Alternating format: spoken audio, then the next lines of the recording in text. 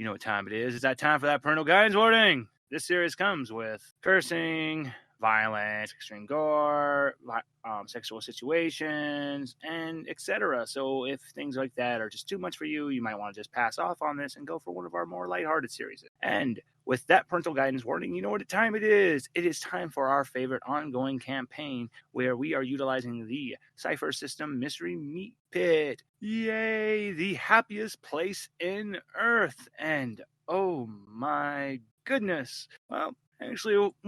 We finished off the last bit of the leg of the trip in the RV, and ever since our Scruffy showed up, things were just completely normal. Everything's fine, just fine. That normalcy feel really makes it helps, but at the same time, it just for the people who are not being affected by the normalcy field, and just them watching the truth, it's just can be a bit traumatic. Riley is going to be utilizing the sight shrink quite a bit for the shit that he witnessed during that leg of the trip. But they made it to San Diego, and right now everyone decided they were going to go to SeaWorld, except Nathaniel. He was forbidden to step foot off the bus. It's like, you will not taint this majestic, amazing park and these animals with just your presence. We won't allow it. And everyone split off at their respective times. Armstrong and Riley attempted to steal a couple penguins, but they got caught. Yaretzi told them to put them back. And while that was happening, Scruffy unveiled that Scruffy got them real stealth skills that might just be comparable to Mori, because he just went yoink, grabbed a penguin, and now that penguin is in the deep freezer and in the RV. There's just been some changes because he had a close proximity to some very mutated beings that it has already started to alter the little penguin. So Ted is different. We'll go to Ted in a while. But as we were going on, Scruffy and his new pint-sized boo, Betty, had gone off with Riley and Moonlight for a nice little double date moment. Now, granted, for Riley, he was enjoying the moment, but Moonlight, ever since she ate those chimichangas, she has achieved a new form of just being baked. We could literally call it baked enlightenment, because she has reached enlightenment of being stoned. I can now feel sound waves. You can taste sound waves, okay? And Yaretzi was off with Bruno, having a nice time with Bruno. And then, as Scruffy was going around, Armstrong had called for his wife to meet them there at the park, because she's there with the kids. All the kids are at the, Armstrong's kids are all about 16 to 19, so still kids. But anyway, his wife shows up, Armstrong and him are walking, and then he's just kept scratching at his face, and his wife's like, honey, you paid for the entire park, right? Yeah. And she says, well, take the stupid mask off. And he took it off to reveal that he is indeed an alien reptile person. And Scruffy witnessed this and proceeded to lose his shit. And before we continue, Scruffy, roll me a d20. Can't be. What was that, Scruffy? You're cutting out, or you asked me to roll for you? Read the chat. Oh, the chat. Gotcha. Understood. Okay, Scruffy, we will come back, because we're just going to rewind a little bit before all this happens, because you know what? We actually will go to, because as of this moment, Bethany is actually, because she's started hunting after the dwarf-sized killer, because she's wondering how he's going to taste. And in your hunting, you come across the portion of the aquarium where Riley, Moonlight, Sticky Joe, and Betty are. Now, Moonlight, when you see Bethany come in, she is, of course, in full dominatrix gear. But you see, in Bethany's mind, she doesn't realize like how full on just she is gone with this, because of the hallucinogenic fungi she has ingested. So to you, Moonlight, when you see Bethany, she has on a gimp hood that has the zipper for the mouth, but she's cut off the top of the hood to let her hair come out. She has on a full leather dominatrix, just a Dom BDSM leather gear. This could be worn by, man, it's a unisex Dom gear. So, and This just I stopped blushing because this just reminds me of my first night in a death camp. And then you look, she's holding a collar that is like, has like one of the other little mogwais, but, well, yeah, because you're not in the normalcy field. You see, this mogwai, his fleshy body has like little blackish fur on it, but he has like a little black faux hawk, and he has a ball gag in his mouth, and he's just been crawling next to Bethany. And he's just, Hush you. I have questions, but I don't want to know. Yes, you do. Do tell. Okay. Well, I don't have time for that. This is a little guy running around. He looks like a turkey.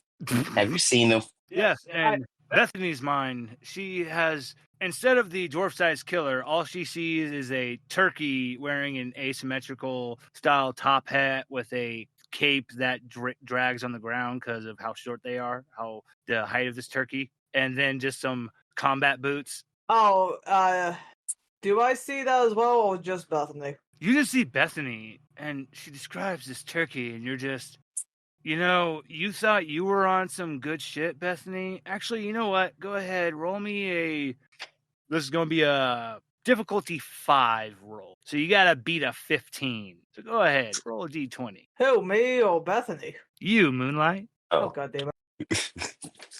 I got a 4.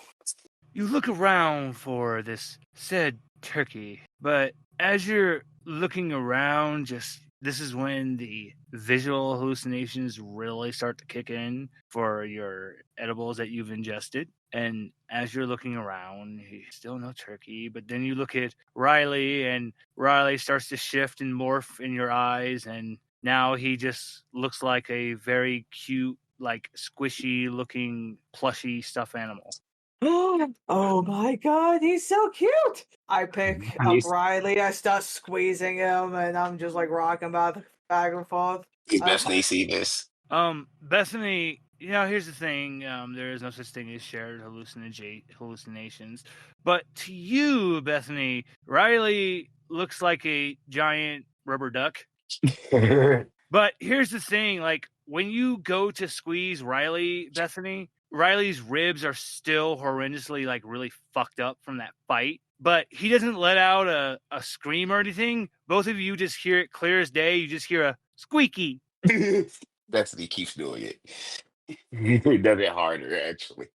Oh, no, Moonlight, you hear Riley get let out the squeaky as well.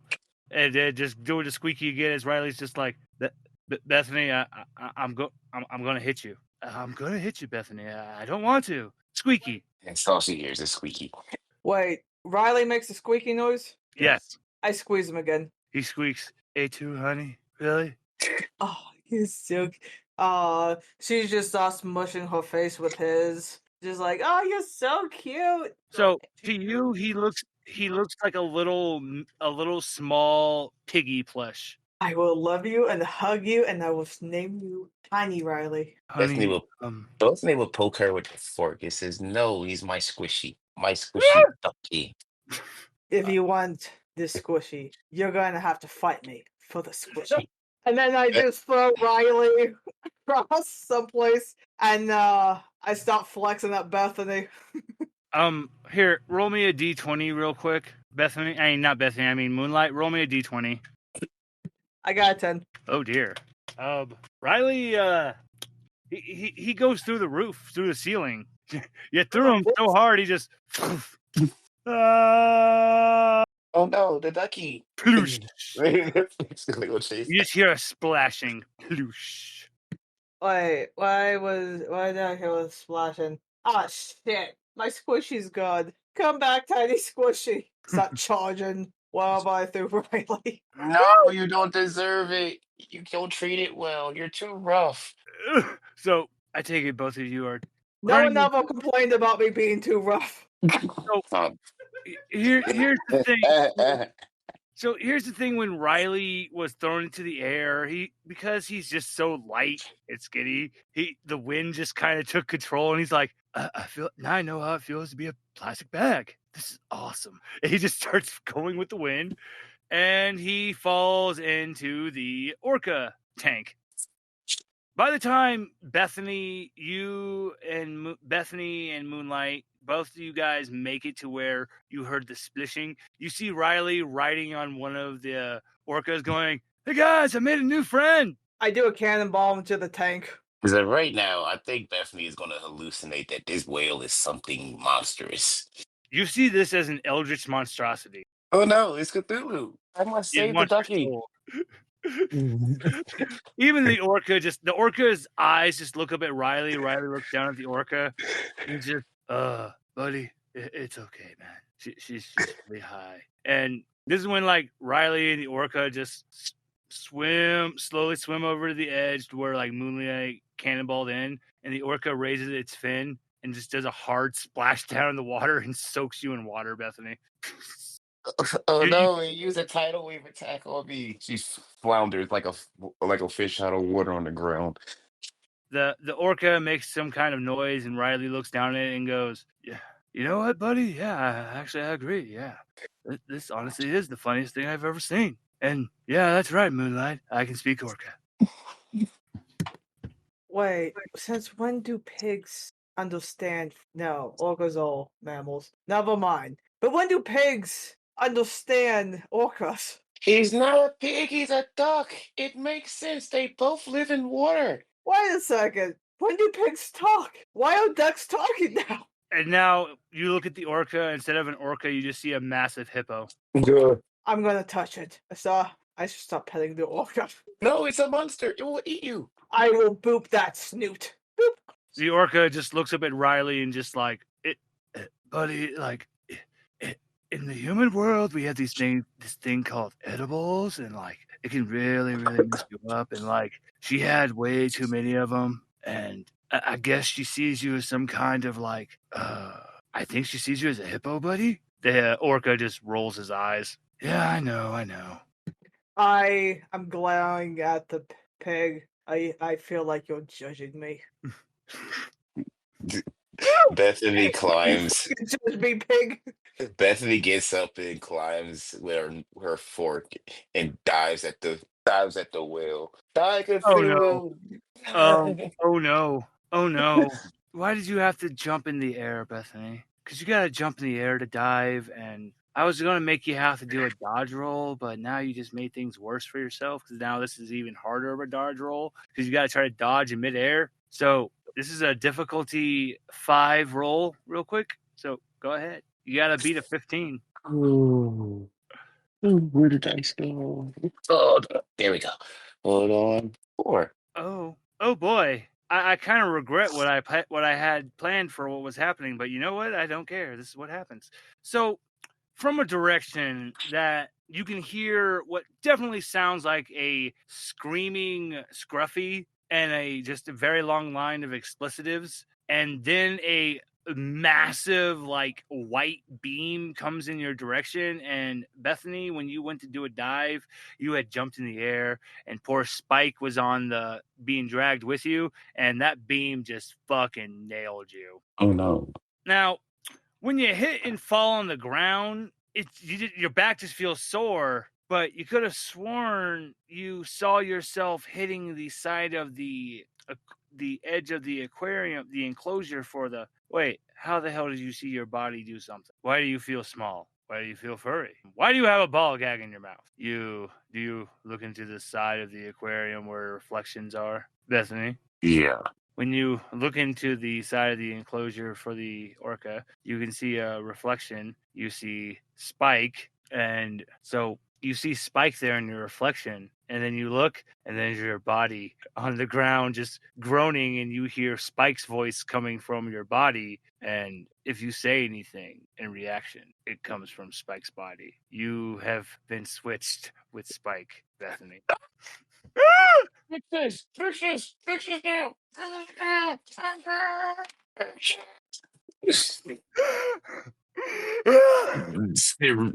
She ripped the ball gag off.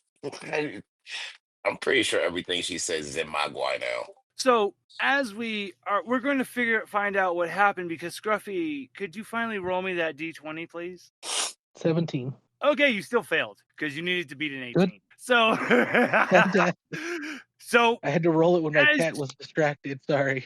as your panic, your everything starts going loose. Hold on. The best way I can describe this. When you say everything starts going loose, are you talking about in his pants? No. Okay, just checking. Hold on. Trying to find the right thing real quick. Because your right arm the skin starts to bubble underneath where your glove is. And it starts to Golly. grow, getting longer and longer until, you know what? Perfect. Excellent. Found it. So by the point to where, because of how your emotions are and everything, your arm takes this form this time. And you turn to your left and you let off and as the cannon in front of your transformed arm just has a white ball forming in front of it, boom, it lets off a beam firing. Granted, thankfully your arm has turned into this one because there's many different faces, 4 different faces that each one has a different emotion on each one of the faces for near the barrel. This one specifically, it doesn't target bodies, it targets the metaphysical, or in the instance the soul. It switches people's souls. So it sounds like Scruffy. That sounds like Scruffy hit, or did he miss? Yeah, hit someone, yes. But did I hit my target? No, because Armstrong Fired was and I missed. like, you sure did fire and you missed, because Armstrong is just looking and he's just, I have no idea what you were firing at, my boy, but you honestly couldn't hit the broadside of a barn. Damn, I'm over That's why here. Scruffy uses a shotgun. And your arm just slowly, this is going to take a fucking minute to charge. And Scruffy, what do? Do you stand here or you take off running again? Oh no, he's gonna pull out that shotgun. Even if the big one misses, I still got little cannon. Roll me another d20, please. Oh, that's a 7. So when you fire at Armstrong, once again, that shit goes wide. You let loose just another. You're fired again, and you fire again. I fired and I missed. And you just hear a ah! And then what looks like a person wearing a penguin mascot costume falls over fucking dead from one of the rafters. And Armstrong's just, oh god damn! You killed Pingy, you son of a bitch! How do you know that wasn't what I was aiming for this time? You're right, it wasn't. Armstrong was like, yeah, you know what? If you wouldn't have said that at the end, I would have let you have that. But you just gave yourself away. It's hereditary. Too honest. Also, we can't aim. My pappy couldn't hit a damn, well, like you said, a barn. Armstrong is, once again, he looks at where Pingy was himself, and he's just, so here's my biggest question right now, Scruffy. I am 20 feet in front of you, and you have fired in 2 blatant different directions. Son, do you need glasses? Probably. Now, why are you getting all crazy and all humgum for? What's with all this panic? After the first 2 shots, I'm a little more comfortable talking to you because I realize I'm kind of weird too. Chrissy's little brother. Armstrong is just like, you know what? I have lost count of how many incident reports I have had to fill out from random people being fired by some kind of mysterious beam, but now everything makes sense and connects back to you. But Scruffy, I'm gonna let this go, but we're gonna need to talk about your prototype there, because obviously no one has told you how to control that thing. But I need you to calm down. Definitely not a prototype. That's that is a part of me. I still never quite figured out how to put it away, but it does happen about twice a month. Yeah. And from the 4 faces at the tip, near the tip of the barrel, you hear a very feminine voice, just very gentle. You won't separate us. We love him. We need him. He needs us. And each one is just expressing a different tone and emotion towards what they say. Yeah. Usually about the time they start talking is about the time I get a little freaked out. And sometimes it makes me fire it again. And because so this gun has 4 different transformations, and each one has a different property, Soul Switcher. And don't worry, Bethany, you are only going to be like that for about the next 3 hours. But there is no cure. You just have to let it go run its thing. And it's thankfully they know this from Armstrong knows this because it has happened so many fucking times. The worst one was when he was on the toilet, he was taking a shit, and that beam got fired through the ceiling, and he ended up switching places with some child that was like walking around near the floor, and yeah, it was just really awkward. Because at the end of the day, he was just like, I was just in the middle of just like a really massive shit, so I have no. Oh God, that bathroom. I feel sorry, but anyway. I'm sorry, not to take away from the whole RP. Just imagine getting mind switched into a person that's taking a shit. Exactly. Um, So, here's the thing, though, is that Armstrong knows, like, at the end of the day, seeing his real form is a little jarring, and he should have discussed it with everyone before he took off everything, but he just can't deny his wife. And this is actually when Armstrong's wife shows up, and oh my goodness. You know what? Because this is my alternate history and my alternate retelling, I am actually going to have this be Princess Diana. That is who canonically Armstrong is married to, and that's who comes walking up. And she just looks at you, Scruffy, and she's just, oh, I'm so sorry. This is my fault. I just wanted to see my hubby and just all of his scaly glory. Yeah. You don't know what that tail does to me, my man. She just looks at she looks over at Armstrong, just bites her bottom lip. And Armstrong just, honey, calm down. We can have time for that later. But Scruffy, what can we do to help you calm down and get your the little lady there on your arm to shift back into a non-threatening form? The thing, usually I pass out, and when I wake up, it's gone. Okay, we're gonna have to try something new here. Because instead of The weird letting part that is happen, I usually have passed out by now. I've only ever fired it twice, and usually I pass right out. maybe that's because you go into a form of shock, but this time you've actually calmed down enough. So how about we try something a little? I want you to try and concentrate on the gun and see if you can communicate and see if you can maybe negotiate with her to go back into a non-threatening form and to not make you be knocked out. Scruffy, if you would like to try this, this will be a difficulty 4 intelligence roll, so you just got to beat a 12. Well, I mean, I could just fire it again. I'm pretty sure the third one will do it. You want to fire it again? Pretty sure that could work. Roll me a d20. 19. Hey, Sticky Joe. Oh no, not Sticky Joe. Sticky Joe, give me a difficulty 5 move roll. So you got to beat a 15. Start my thing off. 18. You lucky son of a bitch. You grab Betty and you dive out of the way of this white beam that somehow you were able to react faster than the speed of fucking light and dodge out of the way. And what happens from this firing is there's about a good great white shark in that aquarium that when the beam fires, his soul is switched with a potted plant. So now the great white shark inside of just the aquarium is just like plant, photosynthesis, and just slowly floats to the top.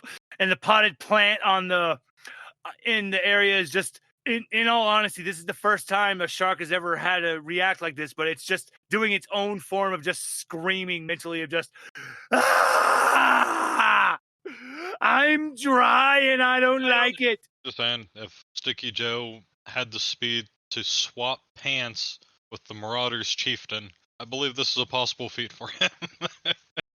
And hold on, I just have to see something real quick if there is actually interesting ramifications from this firing my laser.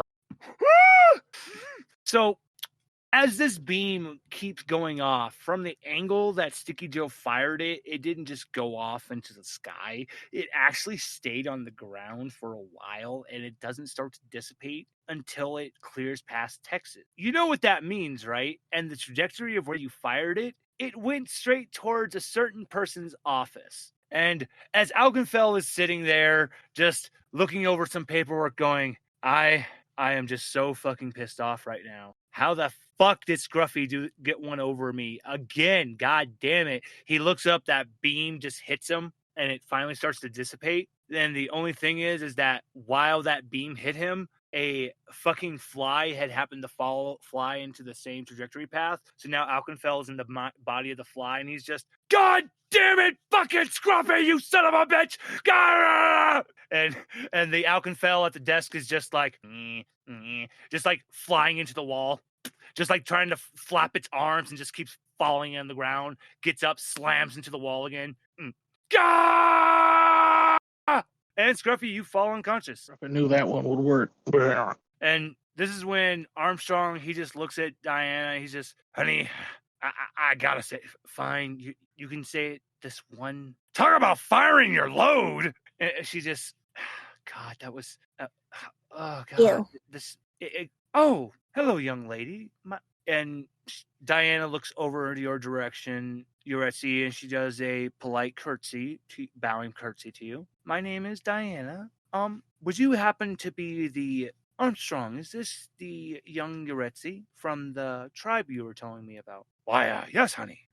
Her eyes glow, and she grabs your hands. Just her eyes sparkle. I would love to know more about your tribe. I mean, we should probably gather everyone first. She looks at you, and she's just, okay, honey. Can you please go get everyone? Alrighty, honey. Should I change back to?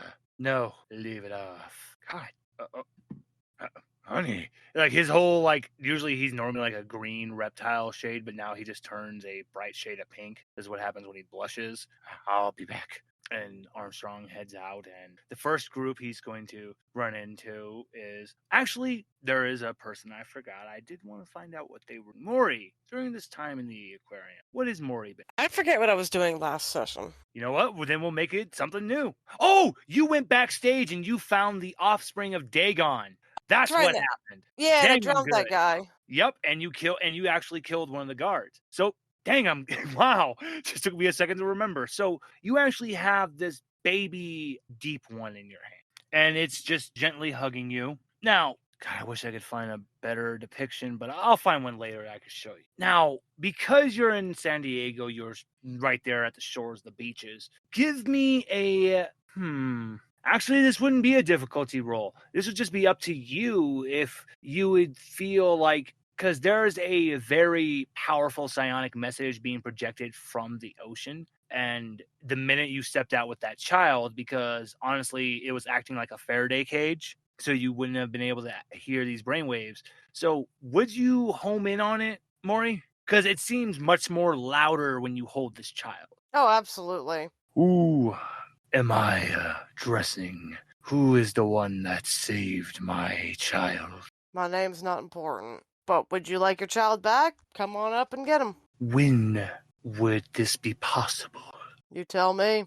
Would you feel comfortable meeting tonight under the stars? Because it's supposed to be a full moon, and my husband will be able to come from the depths. He will most likely wish to reward you. Yeah, tonight sounds good. My child does not require much. He can be he is just very scared, so he might wish to stay clutched to you. I can feel he finds protection from you, that you have a very ominous aura, one that resembles his family. Mori, in essence, he's basically saying, this voice is basically saying you give off the same fucking feel as like Nyarlathotep. Excellent. So if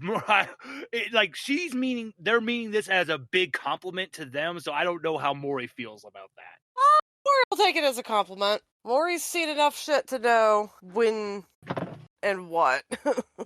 And because of this aura I sense from you, I feel I can trust my child. When you are ready, when the moon is at its full height and the stars are shining brightest, come to the beach and we will rise from the ocean. Thank you, our savior of our child. And as you are stepping more out into the actual sunlight, the child, because the sunlight is now touching their skin and they're now having UV rays affected, the child goes from more of this and looking like a fish, a child fish, a toddler fish person, to now having the aesthetics of just a normal toddler child. Interesting.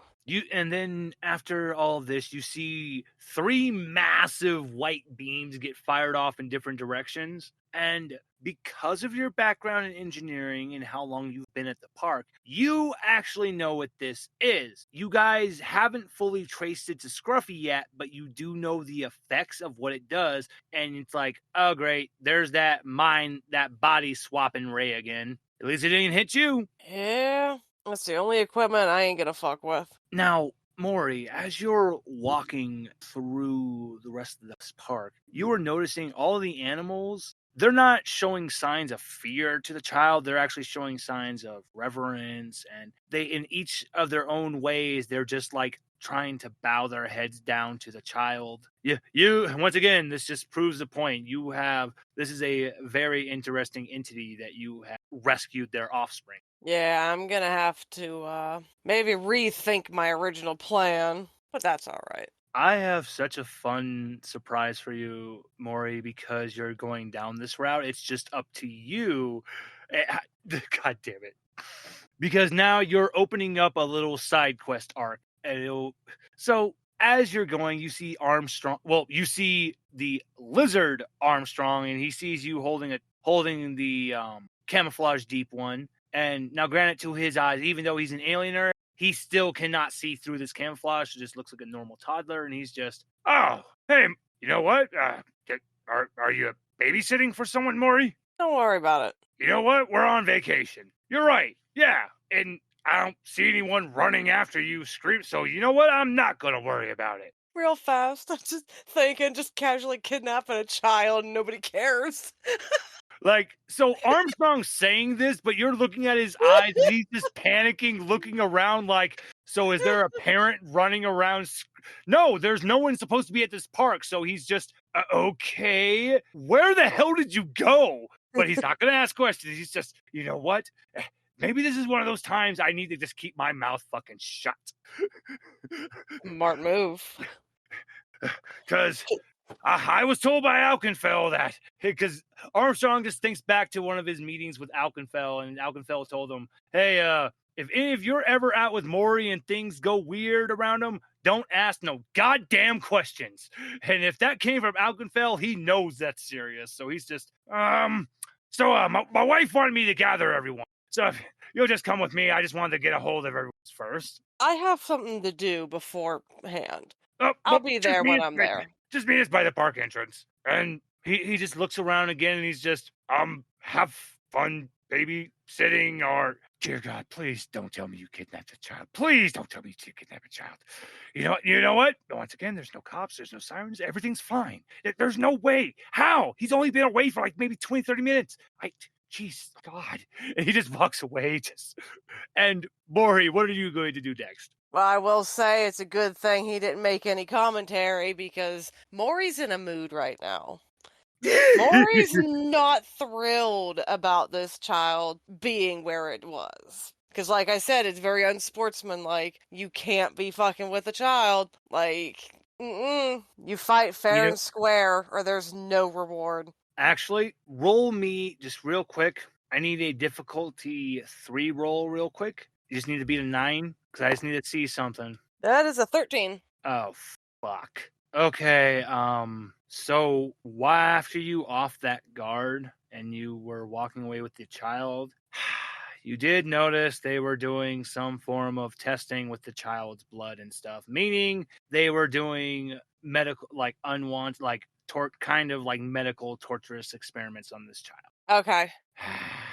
So yeah, this was either if you were just too blinded by rage to notice it, but you noticed it. This is another reason why they are clinging so hard to you, and it's a miracle that they can trust a human because of what happened. But it's up to you how you react react with this. Yeah, but the thing is who said I was human? True, very true. So what I do want to know is, Ori, how are you reacting? Oh, Maury's pissed. Like, sportsmanship aside, collection aside, like, this is a rare specimen. Something like this should not be found until it's an adult. Like, even if I don't know what it is, because I'm not sure. Do I know what it is? Oh, that's right, I do.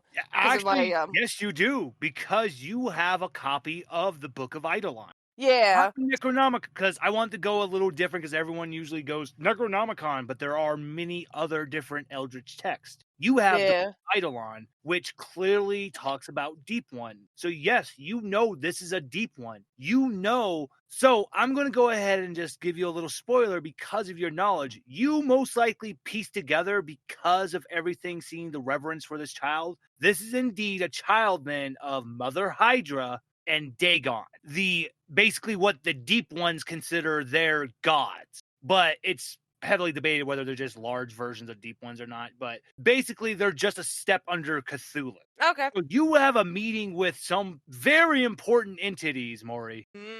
Okay, so I know all this, and so I know for a fact that this child is not something that ever should be seen, especially not on the surface. Now, would you actually... So because of this knowledge, would you like to head to the administration office? Because this means they did an expedition. There has to be paper records of why they did this and what did they find. And if you're thinking that, then maybe I might be close to thinking you're going to want to get rid of that thing, so they can't keep taking advantage of this knowledge and shit. It would be irresponsible if they did have records, but this doesn't seem like a very intelligent operation.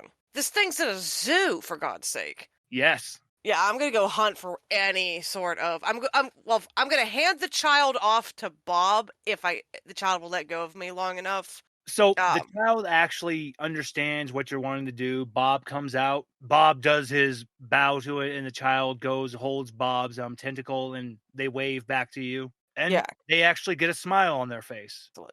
Because I can't very well do what I plan to do unless I am unchilded. Now, you are 100% correct when you said this is a stupid sea park. This is that type of organ. So I can actually reveal what happens. As you go in the administration office, these are just sea park people. They run out in fear because they saw some of the security footage of you just downing that fucking guard, and they're like, yeah, we don't want none of that. And they could see the look of rage on your face. And as you're going through the records, what you find is this. They had a group of people going out and procuring some new talent, finding orcas. What they were doing, they go find the family cells, separate the mothers and the calves, and then net them or circle them with a net and then take away the calf. What happened this time, though, was the unit of the pod of orcas that they had encountered was actually, they were encountering with Deep One during that time.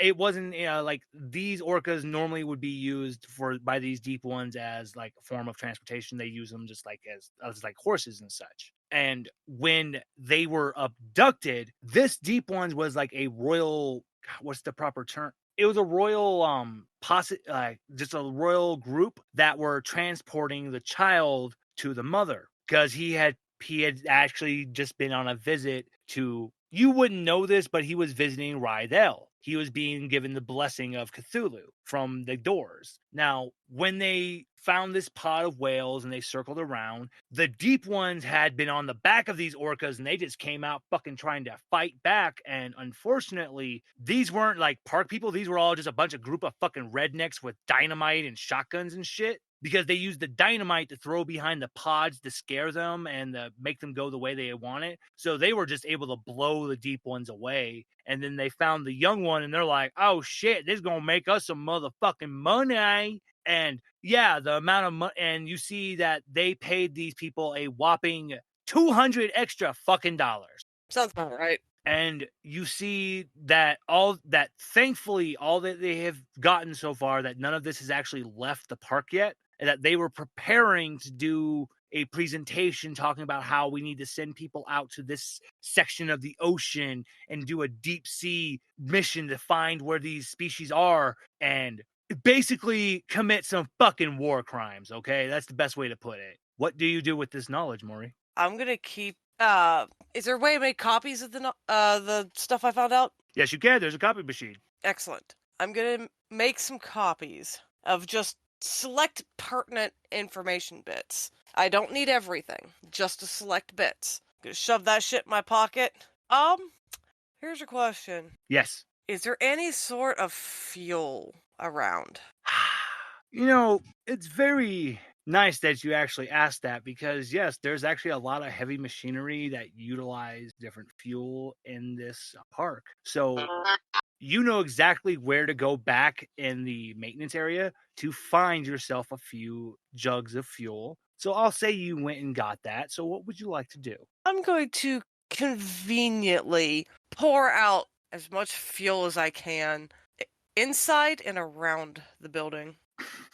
I love this. So as you are getting ready to do that, we're going to actually go to Armstrong as he is meeting up with Yaretzi is with, I'm sorry. So he's finally catching up with, because he's hearing Bethany just screaming and everything as she's still just in the little Mogwai body. And he looks and he sees you, Moonlight, you're just hanging on the edge of the aquarium, and Riley is just sitting on the top of the large adult orca, and he's just, oh, Armstrong, oh no, I don't really think that was such a good. How do you react seeing Armstrong? So your vision actually isn't altered of Armstrong's body, so he still just looks like a reptile, just normal reptile man. I knew it. You look good, Cap. You know what? I kind of figured I would have never been a full one on you anyway. And honestly, my beautiful wife, she wanted me to just be myself right now. Now, I mean, it wasn't that hard. You do kind of shed scales a lot. He just, once again, he turns a shade of pink for blushing again. He's just, all right. But my lovely wife wanted me to get everyone around. And Riley looks and goes, oh shit, the princess here? Hey, babe, you want to go meet a princess? Oh, hell yeah. And Armstrong looks down at you, Bethany, and Spike is just, look, let's be honest, he's doing everything that any guy would normally think of to do if they all of a sudden found themselves switched into a hot chick's body. He's just looking at the boobs, just squeezing them like, I have boobs. This is awesome. Oh, Bethany's like pounding on his leg. Stop. He stops immediately the first time you tell him. And your body is just you start to blush, and he's just sorry, I totally forgot you were. So hopefully this isn't going to last too long, but I mean, Armstrong butts in and goes, "Don't worry, Bethany, it only lasts 3 hours." I was planning on hunting a turkey. Turkey? Wait, what? Oh my goodness! I know I told you guys, everyone, we should all just have fun and relax, but you guys just immediately went into full. But you know what? I'm not here to judge. Hey, you know what? It's party mode. I've been indulging a little myself. From like inside of like his skin flap on his hip, he pulls out a pretty thick sized flask and takes a massive gulp from it. Oh God, 3,000-year-old scotch is the best. Bethany waddles up to him and, like, with her little arms, like, reaches out for the flask. He's just, I'm sorry, Bethany, but he's just now just fucking with you, just holding it just outside of your reach, going, come on, you get it. This is the best. Bethany, look, I'm gonna be honest with you. I honestly think in the body you're in right now that this would kill you if you ingested it. Honey, this drink is called the Jurahar's Grundle. Are you sure you? Okay, Bethany, he's handing you the flask. Do you want to take a drink? Well, no. Still give it the spike. So so when she switches back to the body, she's gonna be automatically drunk. Oh, so you gave it to Spike. Hold on, I gotta roll for Spike real quick then. Spike. So Spike rolled a 16, right? But here's the thing. Immediately takes a sip and falls face first, fucking full on hammered. And Armstrong just goes, Grahars Grundle claims him. And he just picks up your body and goes, yeah. By the time you two switch bodies, you're going to be very drunk, Bethany. Happy. And hopefully I forget this whole thing. Where's that turkey? Just from very far off distance. The dwarf-sized killer is just, is she really calling me a fucking, wait, did she say she wants to eat me? Oh my God. He's just terrified. And this is when you're all just going to follow behind Armstrong. And this is when, Sticky Joe, you see the majestic, full-on, true form of Armstrong, Lizard Man Armstrong. Ah, there's my protege. Sticky Joe had a nightmare that I was some kind of god in a world full of furries, but I had a cool space daughter. Armstrong just looks at you and just goes, son, I think you've had too many bolts, but wow, that is such a good lord. I don't know how I feel with the idea of you having a child yet. That idea terrifies me. But son, it's time. My wife is asking for us all to gather at the entrance. We're gonna head off for another fun activity. My wife says, but first we have to go stop by the gaslight and do some shopping. Yay. And this is when you all actually, I think it's actually, I'm going to give it to Moonlight, probably has the strongest sense of smell in this group. Moonlight, you smell smoke. Do you look towards the smoke? Is it a delicious smoke? No. This is the smell of burning paper and wood and, someone's clearly lighting a building on fire. Oh God, I'm supposed to be on vacation. I hop out of the tank and I just start jogging off. It's towards the entrance, near the entrance of the park, so that's clearly the way you got to go. And Armstrong turns and sees, wait a minute. What did more? Oh, dear God! He takes off towards Does everyone else follow behind Armstrong? Of course, he has my body. So Armstrong is running, holding Bethany. Bethany's holding your body, and he picks you up and puts you on top of his head, puts you and Spike's body on top of his head, and he's just running fast. And he sees Diana and goes, honey, no time to explain. We gotta go to the entrance now. And he scoops up and he picks up fucking Sticky Joe and just running away. Diana looks over to yaretzi and goes, all right, guess we're going to oh my, that is a lot of black smoke. I think it's time to go, my dear. Yeah, we could ride Bruno. I wanted to hunt my turkey. Bruno comes around, and this is when Diana, when she takes one look at Bruno, she just oh my. Mm-mm. He's amazing! I love him! And she runs over and gives him a. And Bruno's just, he gives you a look of like, this is the first time I've ever had a reaction like this. I'm confused. Bruno! Bruno, he senses you, Bethany's just, we'll talk later, especially with you talking about how people taste like things. You've made me sound like a racist. God damn it, Bethany. You told me Hispanic people taste like refried beans. I did not. And Bruno, he leans down so yaretzi and Diana can hop on the nape of his neck, and he takes off running. And this is when you see that, yes, clearly all of the administrative buildings, the office management buildings are all on, it's in full on inferno. People are running going, oh my God.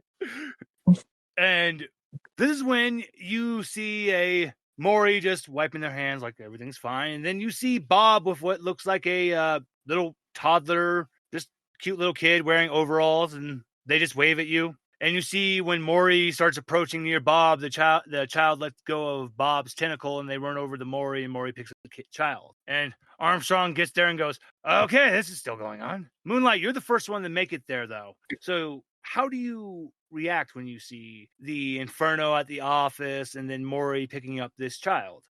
You know, with all of Moonlight's military training, she knows better than to question the all-powerful Mori. That's the right answer. That is the best answer. I am gonna walk over to Mori and be like, so how you doing? I'm much better now. Wait, y'all can see him? I'm, I thought this oh, guy was a figment of my imagination. I'm gonna look at the baby and be like, oh, congratulations. I didn't know you was expecting. Always expect the unexpected. And so this is when, to you, the child like reaches into like the front pocket of their overalls, moonlight. And when they pull out a black pearl the size of both your fist combined, moonlight, and they offer it over to you. Oh, she's happy. She's like, oh, thank you. I take it, and I know I got snacks someplace. I'm like digging through my pockets. Mori, is your baby allowed to have snacks? No, What are they allowed to have? nothing. This is when That you're seems a little bit so cold calculated, but okay. I got a fun thing for you. There's a reason why the child reacted like this, because Mori, in your head, the child just says, she looks like my cousin, Cthulhu. Yeah, you know this from the Necronomicon, that he is saying that Moonlight looks like Cthulhu's daughter, and like hers. That is amazing. So now the child is very calmed down because he thinks he's just with family, and he full on. So I'm just gonna reveal it right now. The child thinks you're Nyarlathotep, Mori. I mean, at this point in the game, nothing says I'm not. Hey, if we end up going that route, I will laugh my ass off. You know what? Just the irony of that, just all of this right now. And I'm saying this out of game. So, as everyone is getting back to the art, so yaretzi, you see the full-on inferno at the administrative office, and you hear the people saying, "We're going to have to release all these animals back to the wild." And I can imagine yaretzi is just pleased with this. Oh, absolutely, yeah. And Because that's one of the fun things, is because it is a water-based zoo, the animals are going to be just fine. But yes, you all actually are going to hear that they're just like, we're just gonna, it's like, there's no way we could salvage this. All these animals in this park are just going to basically have to be released. We're going to have to get them to a sanctuary so they can be slowly adapted back to go into the wild. And as you're leaving the park, Armstrong is just, I just have this to say. Honestly, this went out even better than I thought it could have ever gone. Because in honesty, I thought by the time we left, it would have been a crater. I am proud of everyone that this is the only, all that happened. And you all, he goes, I'm going to surprise us. The big surprise is my wife was preparing everything for the massive barbecue and meal that we're going to have at the beach. And Sticky Joe, we're going to begin our training. Sticky Joe approves this message. Haven't had anything to eat for an entire episode, so no. Sticky Joe's now obsessed with gluten-free bread, so he's gonna eat a raw chicken a living chicken, but now he's gonna make it a chicken sandwich. You know what? That's when Armstrong goes, "Oh, you're on the same diet as me. That's amazing." And he pulls out a live chicken in between two pieces of white bread as well, and just swallows it whole. It's even better when they kick the weight all the way down. Did we just become best friends? We already were, son. We already were. And you all get in the RV, and Nathaniel is just jealous that he has no idea what the fuck went on, and he knows better than to open his mouth in the presence of Mori. So, as you all get to the beach, this is where we're going to have one last set of fun things before we're going to go into the closing thing for the night. And because the last thing that will happen for this session will be Mori going to the beach at night. So for right now, there's actually a whole bunch of things Armstrong has set up. Like, one of the things he has set up is he has some baseball bats and blindfolds and some fucking watermelons. So if anyone wants to go split some melons, there's of course a beach volleyball setup, and then there's a gargantuan like charcoal grill with just so many pieces of meat. Like, you'll have to figure that Armstrong just slaughtered a cow and just brought the whole damn thing over. And then of course there's so much beer, and Scruffy, you wake up, you find yourself at the beach and everything. You're laying on a towel, and let me start yaretzi. What is yaretzi going to be doing at the beach? Oh, absolutely feeding the child. The child is just he's just looking. He's just been eyeing one of the watermelons. Yeah, I'm not gonna use a bat. I'm just gonna rip it apart with my hands. So like, here you go. He is allowed to have fruit. I will say that's okay, Mori. He's allowed to have fruit. So he's just sitting there eating, just literally eating a massive half, just the half of the watermelon bearing his face. And he looks adorable because he just has bits of watermelon all over his cheeks and seeds all over himself. And he's just happy and ecstatic right now. And Bruno just looks at the child and he looks over at you, yaretzi. And in your mind, you hear Bruno say to you, yaretzi, do you know what you're feeding? I don't know intelligence, right? I mean, you know what? Thankfully, you're giving them one of their favorite treats in the world because a lot of different entities in this world have preferred things that they like how there's these creatures called Shinigami and they love to eat apples. The deep ones, their favorite thing in the world is watermelons. Go figure. That's a deep one. And from just the air intensity I'm getting from that kid, that is an important one. Why the sneaky one has that? I already respected that man a lot, but Bruno just looks in the direction of Mori, just does a solemn nod, and is just I have so many questions, but wow, the I child believe just looking he's at a you. hungry baby. Oh, I he is will very feed. hungry. He's gotten now. So you've given him now, like he's gone. So thankfully, there's a massive pile of watermelons, and now the baby's gotten through like at least 3 of them, and he's still hungry. So you're just happily feeding him his watermelons, and he's just a very happy little dude. And Mori, what would you like to be doing during this time? I'm going to be keeping an eye on the child, of course.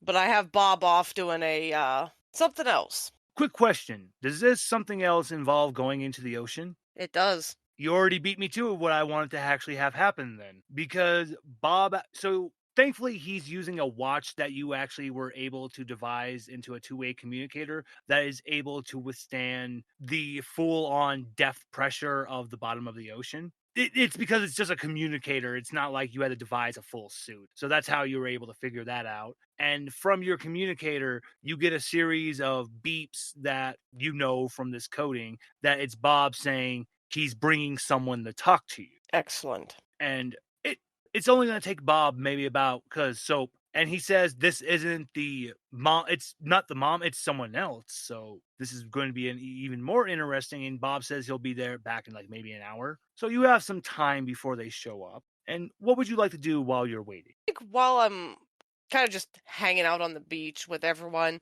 keeping an eye on this child, I'm going to be tinkering with a small device. Roll me a difficulty 3 intelligence roll real.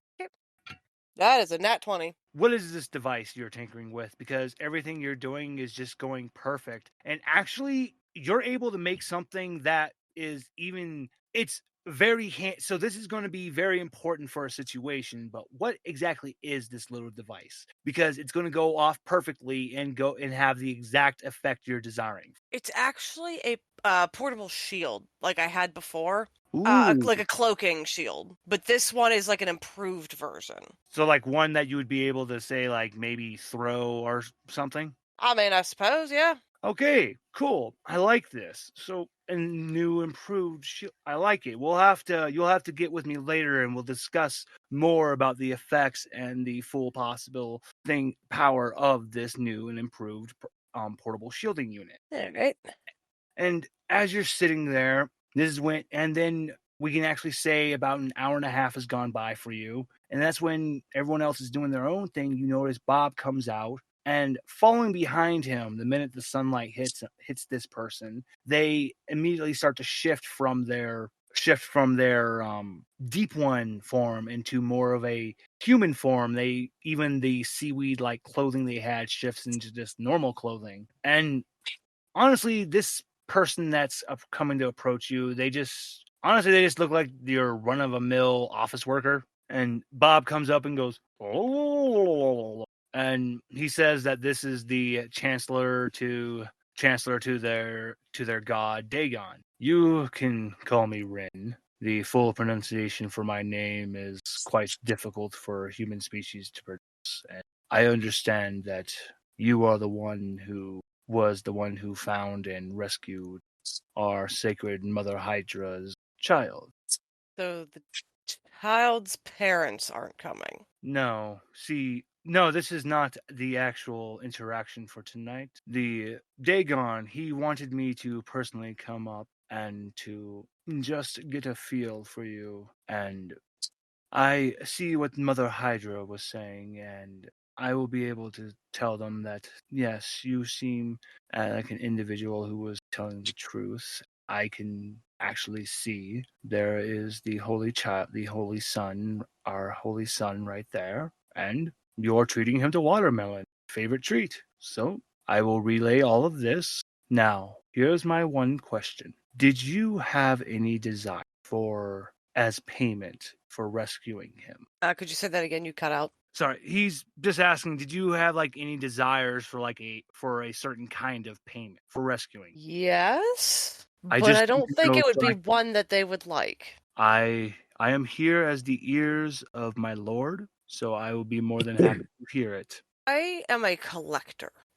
I collect things. Sometimes they're alive and sometimes they're not. I like to collect things. Ah, it sounded like you have no reason to have been apprehensive, because I actually do believe I will be able to talk to my lord and to have something that you will never be able to have in your collection, that no one else will be able to find anywhere else. Unless they were friends with a deep one, of course. Would you like a Shogoth for your collection? Would this be a living or a dead? Yes, a living Shogoth.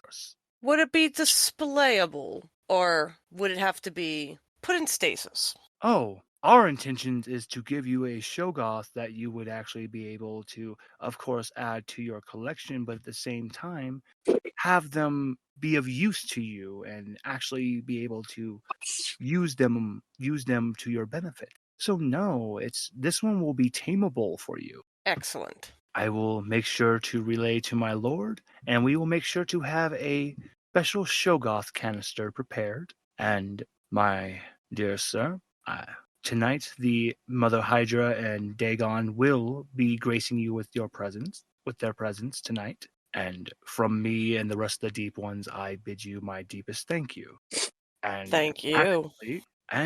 I will actually speak to my brethren. We might prepare one more thing for your collection as a personal gift from us, as a thank you. I will never turn down a collectible. And for hearing what you like to collect, we do believe we have an amazing thing for your collection. So I will get that prepared for you as well. I just need the approval from the other chancellors to provide this. So till tonight, dear sir. I look forward to this. He does a deep curtsy bow to you, and he shakes Bob's tentacle again, and he heads toward the water. And as you watch him go deeper, because of how clear the water is, when his head is finally deep underneath it and the sunlight is not, and he's in the shade, his body turns more into his deep one form, which is more reminiscent of like the creature from the Black Lagoon. And and the speed of how he's able to swim, you could tell he was being nice with Bob going so slow, because he's gone in a blink of an eye. But everything is all set for your meeting tonight, Mori. Excellent. Perhaps not the plans I had, but always expect the unexpected. Exactly. And this is when Scruffy, you wake up on that beach towel. You look around and you just see watermelon, a few people having baseball bats, wearing blindfolds, being spun around, and then walking to where a watermelon is and trying to split it with a bat. You see yaretzi just feeding a little toddler watermelon and then you see a massive charcoal grill and lots of food being cooked up right now. And then, of course, beach volleyball and lots of beer. What would Scruffy like to do? Oh, There you are. Now you're coming in. Is Scruffy awake now? He's Yep, good. you're awake now. You're awake now. It's about a couple hours. Get a good nap. Is his arm back to normal? Your arm is back to normal-ish. Is his normalcy back to normal? Yes, kind of. So Scruffy, if Scruffy is awake and everything is back to normal, then it's business as usual. He is going to get up. He's going to stretch. He's gonna have him some edible, some shroom chocolate, and he's gonna start mopping. He does not recall having turned into a cannon, and he does not necessarily recall Armstrong nor the penguin. Okay, so because we're on the beach, Armstrong is not still in lizard form. He's actually wearing his normal human skin suit again. So, Well, the normalcy yeah, field would have took care of that for him. yep. And now, oh God, I hate to do this to you, Scruffy, but I gotta. Because, granted, you said you forgot about Ted, and you forgot about Ted, but granted, you pull out your mop, and people just are like, Scruffy, really gonna mop? You're gonna mop? You're gonna mop the dirt? You're gonna mop the beach? Oh my! Well, you know what? Fine. No. Scruffy wouldn't mop the beach. He's not psychotic. He would sweep. An even better losing battle.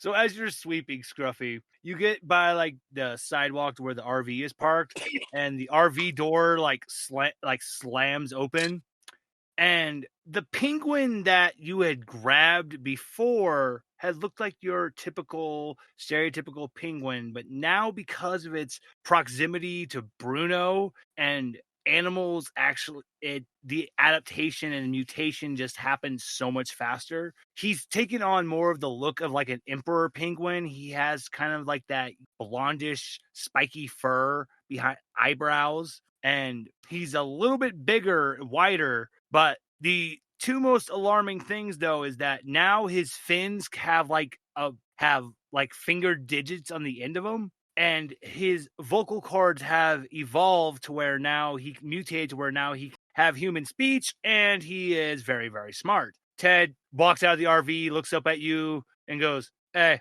I'm gonna go head over to the market and grab some fish. I'll be back in a while. Let the big buff guy know I took his credit card." And he has a little skateboard, and he goes off, and he's wearing a little fanny pack. Scruffy, how do you feel after you just saw all that? He would say, life finds a way, I guess. Evolution sure is beautiful. And then he would continue sweeping the parking lot around the RV.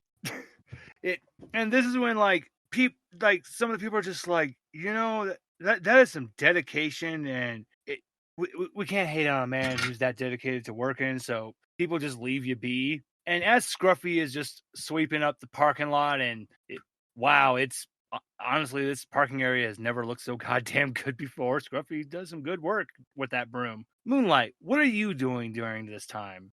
Where did we last leave off with Moonlight? Oh, everyone is now at the beach. Okay, so she is probably trying to learn how to surf. So this is awesome because I have some special skill challenges for roll set up for you. So you've gotten to the point where you're able to keep your balance as you get, because right now you and Riley have paddled out.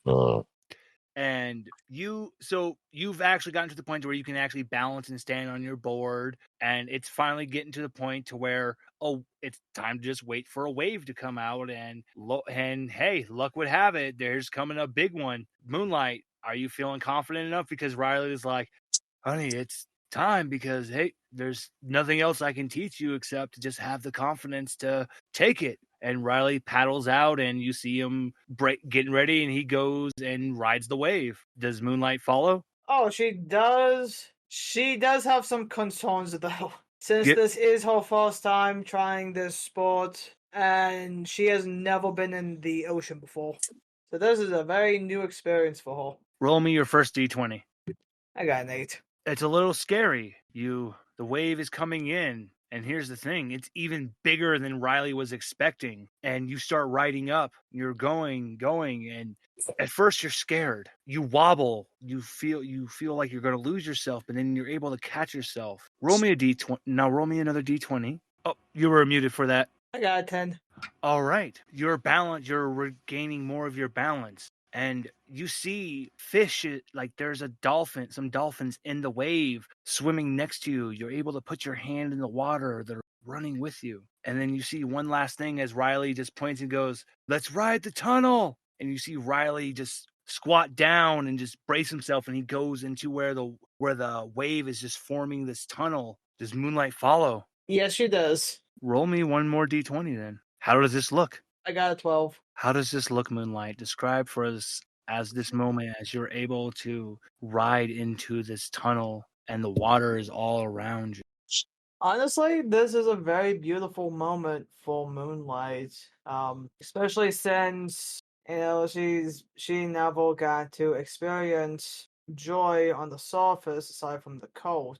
And seeing the water, the colors, the sun reflecting like through the water, just feeling like she's floating in air. She feels this sense of freedom that she never really knew existed before. And as she's riding through the tunnel, like her heart's racing, and but so is her excitement as she's following Riley through the tunnel. She gets her hands out and she's touching the water, and it feels like she is truly free from everything. You make it through the end perfectly. Come on, Riley is just looking at you so proud. That was amazing, babe. I'm so proud of you. Thanks, honey. Oh my god, I can't believe I did this. This is why you keep going to the surface. Oh hell, I gotta get reassigned. The waves, when I'm out here riding, just me and the water and the surf, and I'm able to just free my mind and well, honestly, that's what helped me finally realize how much I love you, Moonlight. Because every time I would ride through this tunnel, the only thing I would see at the end would be you. God damn it. I do love you. Moonlight's just grinning and she's blushing. And Riley just gives you a playful grin. He splashes at you and goes, "Oh, time for the next one. We got another big wave." Hang on. So Moonlight grabs his board and flips him off, and she races ahead of him. Riley's just laughing so much, and the only thing he cares about is he's seeing you have so much fun. He knows in this moment, as he looks at the beach, seeing everyone just having their own respective moments, even Sticky and Scruffy just sweeping the parking lot. He knows in his own time, I couldn't have asked for a better group of people to be doing this. And he jumps back on the board to follow behind Moonlight. And as these two people lose themselves in their surfing, we go to Sticky Joe. Betty decided she just wanted to sunbathe on like a rock that's overlooking the beach. As you went off with Armstrong, you approach this area that has just these massive fucking like iron barges, these old decommissioned ships that are like rotting on this portion of the beach. And Armstrong looks at you and goes, "All right, Joe, it's time for you to take part of my training I have made all of my students. We're gonna punch these boats!" And What's that, Sticky Joe? Couldn't hear you. I was too busy punching these boats. all right, Sticky Joe, go ahead and roll me a d20. Shit, at 20. All right, It's like the only one I will get probably of this entire show then. So then you know what? Describe as you throw the perfect punch that just caves in the side of this boat for us then. Well, first, Sticky Joe, you gotta square up his feet with his shoulders. Takes a nice deep breath, and then suddenly you just hear like this loud sound. It sounds like lightning hitting something. Sticky Joe is so fast. He punches this perfect, just God, on the spot here. 30 different ways I want to think about this. Out of the way. You can edit out the. Yeah, I you got can you. edit this. Okay.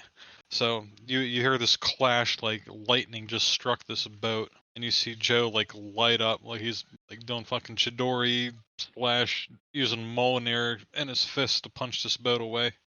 Suddenly you see like the wave rip up like a fucking tsunami going one direction. Yes, and that's why we had those big ass waves for Moonlight and Riley. And Armstrong just looks at you, and for a moment, a tear starts to go down his cheek. And then Armstrong's eyes look at the tear, and he goes, "Where do you think you're going? Get back in that tear duct, you little bastard!" And the tear just sucks back up into his eye. He's Now just Sticky Joe is gonna clench his butt cheeks, and he's gonna punch for real. and I'm just saying, you're seeing some dry land right now. as we just leave this moment of pure just beauty of fist on metal. What is Bethany doing on the beach? As finally 3 hours has gone by, and Bethany, your body is back to yours. And actually, I need you to roll me a d20 real quick. All right. 15. Jesus Christ, you actually somehow are able to stay on your feet. Drugs, baby. So, what would Bethany like to be doing? Because you're finally not tripping balls anymore because that booze that he gave you just sobered you up. Well, first thing she does is look for Spike's stash of that fungus.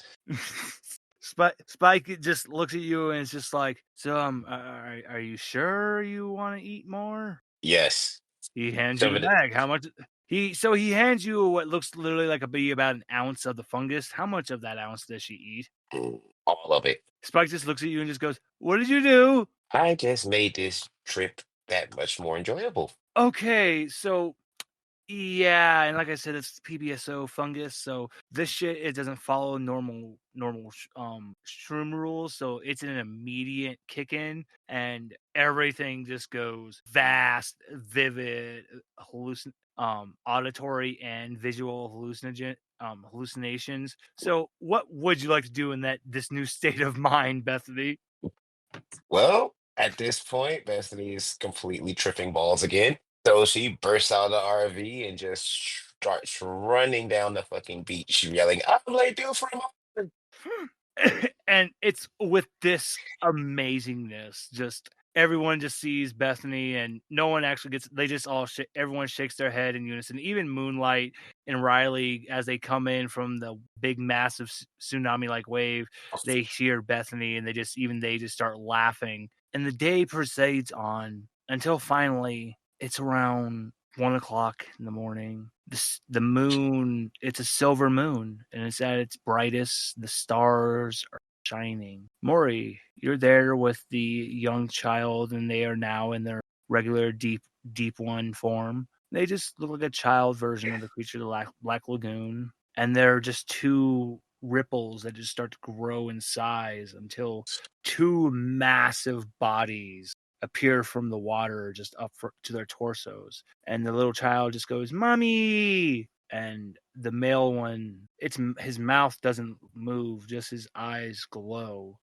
You have my many thanks, and because of what you've done, and my chancellor has informed me you are a collector, I have prepared a few special things for your collection. The water ripples underneath, and a few, like about 5 more deep ones, come out. And they're dragging a chest that's made of coral and other types of just gemstones. And when they open it up, the first thing they pull out is this urn that's made of, it's see through, but the material is a stone you've never seen. And it has a lid on top that has just a little bezel knob on it, but on the inside you can see what looks like to be a interesting kind of liquid. The massive one that you know is Dagon informs you, this is a Shogoth canister, and we have prepared for you one of our most prized palace guard Shogoths